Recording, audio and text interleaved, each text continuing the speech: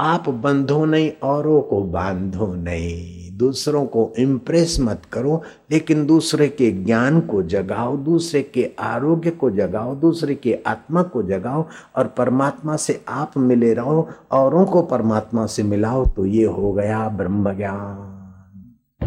और ये ब्रह्म ज्ञान आपके जीवन में तो निर्भीकता लाएगा, निश्चिंतता लाएगा और सर्वांगी विकास लाएगा। लेकिन आपके दीदार मात्र से यक्ष गंधर्व किन्नर अपना भाग्य बना लेंगे। ब्रह्मज्ञानी का दर्शन वड भागी पावई, ब्रह्मज्ञानी को बल बल जावई। ब्रह्मज्ञानी की मत कौन बखाने, नानक ब्रह्मज्ञानी की गत ब्रह्मज्ञानी जाने। जेको जन्म मरण ते डरे, साध जिना की शरणी पड़े। जेको अपना दुख मिटावे, साध जिना की सेवा पावे। औखी घड़ी न देखण देवे। औखी घड़ी है ये मृत्यु और जन्म। औखी घड़ी के जीवन भर जिन वस्तुओं को, समाज को, पैसों को, शरीर को मैं माना था, ऐसी औखी घड़ी आएगी कि छूट जाएगा। तिजोरी की कुंजियां किसी को देनी पड़ेगी अथवा जबरन छूट जाएगी। लोग बोलते हैं 1 नंबर है, ये 2 नंबर। मैं तो बोलता हूं 2 नंबर तो 2 नंबर है, लेकिन 1 नंबर भी आपके काम का नहीं है। जयराम जी की क्या ख्याल है? पड़ा रहेगा माल खजाना, छोड़ त्रियासुत जाना है। कर सत्संग, सत्य तुम्हारा आत्मा है, शरीर सत्य नहीं है। पहले नहीं था, बाद में नहीं रहेगा, अब नहीं के तरफ जा रहा है। ये गजरा 4 घंटे पहले जैसा था अभी नहीं है, और 4 घंटे के बाद नहीं रहेगा ऐसा। इसका कुछ न कुछ अंश बिखर रहा है।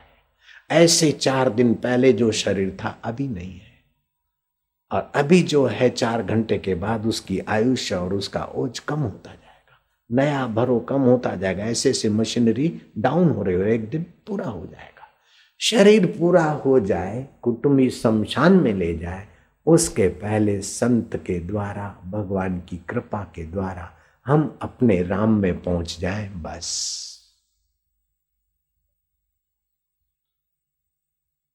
पत्नी से नाराज हो गए तो सत्संग में नहीं जाते? नहीं, जरूर जाना चाहिए। पति से नाराज हो गए, सत्संग में नहीं जाते? जो पत्नी के निमित्त सत्संग में आते हैं उनको पत्नी का धन्यवाद करना चाहिए। जो पति के निमित्त सत्संग में आ जाते हैं उनको पति का उपकार मानना चाहिए। जो किसी मित्र के निमित्त सत्संग में आ जाते हैं उनको मित्र का उपकार मानना चाहिए। और कोई दुख के निमित्त भी सत्संग में आ जाते तो उस दुख का उपकार मानना चाहिए, दुखदाता का उपकार मानना चाहिए। क्योंकि सत्संग की एक घड़ी आधी घड़ी, आधी में पुनि आध। तुलसी संगत साधकी, हरे कोटि अपराध।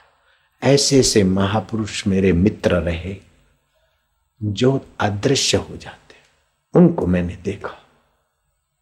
ऐसे ऐसे सत्पुरुषों से मैं मिला जो काकमुद्रा करके वायु पीते और पेड़ पर ही रहते, लेकिन सत्संग के आगे वो सब अपनी जगह पर है। तो व्यास जी ने समाज को सत्संग मिले इसलिए बहुत ऊंची सेवा की। यमुना के द्वीप में जन्मे और काले रंग का शरीर था, इसलिए उनका नाम कृष्ण द्वैपायन पड़ा। वेदों का विभाग किया, उसलिए उस महापुरुष का नाम व्यास जी पड़ा। विद्वता में पराकाष्ठ।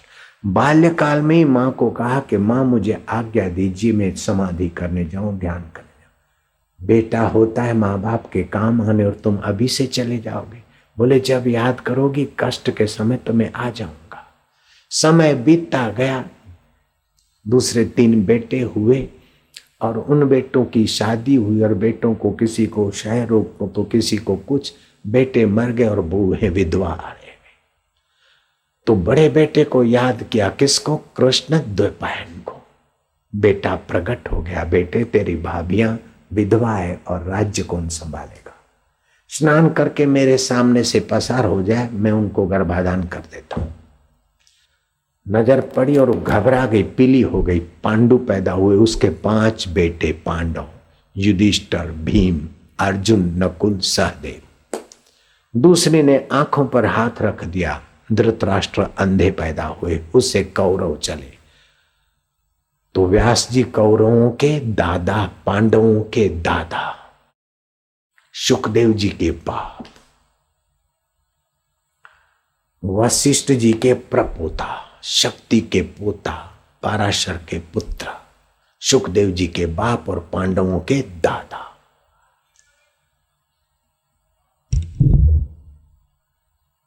तीसरी ने दासी को भेजा तो उस दासी ने तो रानी के जो वस्त्र अलंकार पहरे थे और दासी थी तो हाजरा हजूर होती हुई नम्रता से गई, तो उसके गर्भ से विदुर का जन्म हुआ। महाभारत का युद्ध अवश्यंभावी था। व्यास जी ने और कृष्ण जी ने प्रयत्न किया, लेकिन तीव्र जो घटना घटनी होती है वो तो घटती है। महाभारत के युद्ध के बाद धृतराष्ट्र दुखी होकर जंगल में चले गए, सप्त सरोवर हरिद्वार के आगे जंगल में। गांधारी और कुंता गई और व्यास जी को दया ही प्रकट हुए और उन्होंने अनुनय विनय किया कि जाते जाते कम से कम बेटों से बातचीत हो जाती तो अच्छा था। बेटे मर गए, अब क्या मेरे कौन से पाप का फल है। व्यास जी ने समाधि लगाकर कहा कि अगले जन्म में भी तुम राजा थे, सज्जन भी थे, लेकिन मांस के शौकीन थे और मूर्ख रसोए बेईमान मंत्री तुमको खुश करने के लिए हंस के बच्चों का मांस तुम्हें देते थे। खाने में तुम्हें इतना मजा आता था कि तुम पूछते ही नहीं थे कि आखिर ये क्या है। 100 हंस के बच्चे तुमने स्वाह किए तो तुम्हारे बच्चे तुम्हारे होते होते स्वाह हो गए। दूसरी बात है कि अब तुम क्या चाहते हो, मैं अपने पुत्रों से मिलूं। कुंता जी ने कहा मुझे कर्ण पुत्र से मिलना है और आप सब कर सकते। व्यास जी ने अनुस्मृति प्रतिस्मृति विद्या के बल से गंगा जी में से प्रकट करके संध्या के समय अपने उन बच्चों से मिलने के लिए इनको बता दिया। जैसे साधु लोग कुंभ मेले में नहाते और खलबली होती है, ऐसे खलबली में के आवाज के सहित कई योद्धे जो मर गए थे, स्वर्ग में गए थे, वे आए कुंता को, गांधारी को, धृतराष्ट्र को मिले। कानों में कुंडल थे, पोशाक जो पहन के गए थे वही जैसी लग रही थी, लेकिन हृदय में जो जेलसी थी वो बदल गई और प्रेम, शांति, सांत्वना थी। अपनी पत्नियों से वार्तालाप किया और व्यास ने कहा सुबह सुबह जिसको जाना है, पति लोक को प्राप्त करना है, तो मैं अपने योग बल से भेज सकता हूं। जिनको पति लोक में जाना था पतियों के साथ, व्यास जी की आज्ञा से वे गंगा जी में प्रविष्ट हो गई। जैसे श्री राम अयोध्या वासियों को मैं सरजू में जाता हूं, प्रवेश करूंगा और सरजू में प्रवेश करके मैं अपने लोक में पहुंच जाऊंगा, पूरे अयोध्यावासी श्री राम जी के साथ सरजू नदी में प्रविष्ट हुए। अगर मुर्दे होते, मर जाते तो लाशें मिलती ना, चिन्मय ढंग से चले गए। ऐसी विद्या दुनिया के और मजहब में, मत में, पंथ में हमने देखी सुनी नहीं है, लेकिन इस संप्रदाय में मैंने सनातन संस्कृति में ऐसे कई संतों के आध्यात्मिक बल और प्रभाव देखे हैं, सुने भी हैं। मेरे गुरुदेव के पास आया, आगरा शाहगंज छम गली श्री कृष्ण गौशाला। कोई आया, बोले बापू जी आंखें में ऐसा ऐसा। बापू जी ने कहा क्या है, सिर खपाता है, जाओ आंकड़े का पत्ता है ना, उसका सफेद दूध आंखों में डाल दो, भगवान की दया ठीक हो जाएगा। अब आंकड़े के पत्ते से जो दूध निकलता है वो तेजाब होता है, तेजाब। आंख को नाश होना है, लेकिन महापुरुष लीलाशाह बापू ने आज्ञा कर दी, प्रकृति ने परिवर्तन कर दिया, उसकी आंख ठीक हो गई। आंख ठीक हो गई और दुकानदार से मिठाई ली, बोले जय साईं लीलाशाह, ले प्रसाद। बोले क्या हुआ? बोले देखो ना यार, मेरा चश्मा बचपन में भी इतना नहीं दिखता था, अभी सब ठीक हो गए। देखो मेरी आंखें तिरछी हो गई थी फालसी मलेरिया में और दवाइयों के साइड इफेक्ट में। डॉक्टरों की साइंस बताती कि 60 साल की उम्र में तिरछी आंखें ठीक नहीं हो सकती है। तुम्हारे सामने मैं देख रहा हूं और मेरे चश्मे के नंबर भी करीब करीब गायब हो गए, आंखें मेरी सीधी हो गई। खैर मैंने तो नेत्र बिंदु अपना आयुर्वेदिक ढंग वाला डाला, उसी से चमत्कार हुआ। वो आंकड़े के पत्ते के दूध से ठीक हो गया। दुकान वाले ने पूछा कैसे फायदा हुआ? बोले ऐसे हुआ। वो उठा और वही आंकड़ा तोड़ा और डाला तो अंधा हो गया। तो आपके उस वास्तविक मैं आत्मा में सृष्टि करने की ताकत है, पालन करने की ताकत है।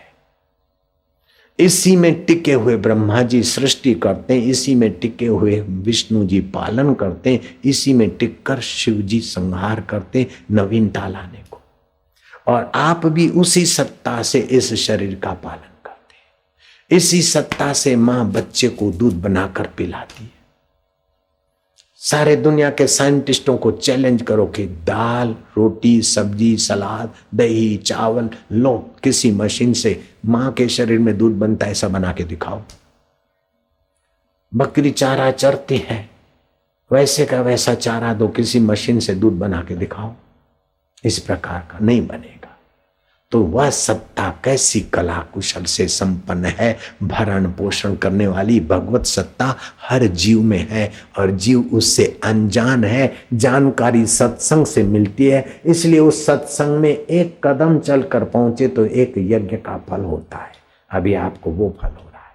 जब बैठते हो तो भक्ति योग फलित होता है, सुनते हो तो ज्ञान योग फलित होता है, और सत्संग में सामूहिक तुम कीर्तन करते हो तो भगवान नाम की तुमुल ध्वनि पुकार पैदा होती है।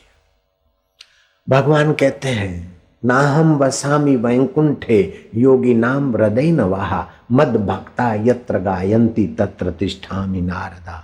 कभी कभार मैं वैकुंठ नहीं होता हूँ, योगियों के हृदय को लांग जाता हूँ, लेकिन जहाँ सूर्य वहाँ प्रकाश, जहाँ चंदा वहाँ चांदनी, जहाँ संत वहाँ सत्संग, और जहाँ सत्संगी और संत और मेरी चर्चा है, मैं लोगों के हृदय में वहाँ आनंद रूप से, शांति रूप से, ज्ञान रूप से, माधुर्य रूप से अपने चैतन्य प्रभाव में प्रकट होता हूँ।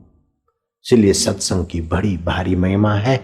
आपको व्यास जी की स्मृति के लिए ये व्यास पूनम मनाने का देवताओं ने जो वरदान दिया कि इस व्यास पूनम को जो मनाएगा उसको वर्ष भर की पूर्णिमाओं का पुण्य लाभ होगा। इस महापुरुष का आषाढ़ी पूनम को जन्म हुआ था।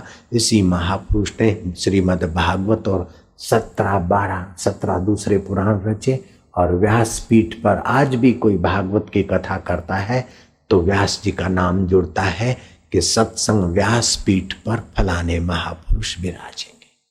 और व्यास जी शंकराचार्य के गुरु के गुरु गोविंदाचार्य, गौड़पादाचार्य, इन सभी के गुरु थे। वो प्रकट होकर दर्शन दिए थे, मार्गदर्शन दिए थे। अगर आद्य शंकराचार्य को मार्गदर्शन देने वाले और पूरे मानव समाज का मंगल चाहने वाले व्यास जी की कृपा नहीं होती तो गुरु ग्रंथ साहिब भी नहीं होता। जयराम जी की, व्यास जी की कृपा नहीं होती तो तुम और हम इतने मौज में और इतनी तपस्या के धन से संपन्न नहीं हो सकते थे। तो आप और हम ऋणी हैं उस महापुरुष के जिन्होंने वेदों का विभाग किया। आप ऋणी हैं उन व्यास जी के जिन्होंने मानव जात का सर्वांगी विकास करने के लिए विभिन्न भिन्न ग्रंथ रचकर मानव को अपने महेश्वरत्व में जगाया। और ये आषाढ़ी पूनम में साधु संत भी एक जगह पर रहकर साधना करते थे परंपरागत। और ये आषाढ़ी पूनम में पुराने साधकों के संपर्क में नए आते हैं तो नयों को पुरानों का सहयोग मिलता है और पुरानों को नया पाठ मिलता है और नयों को भी नई प्रेरणा मिलती है। तो इस व्यास पूर्णिमा का आपको सभी को धन्यवाद है।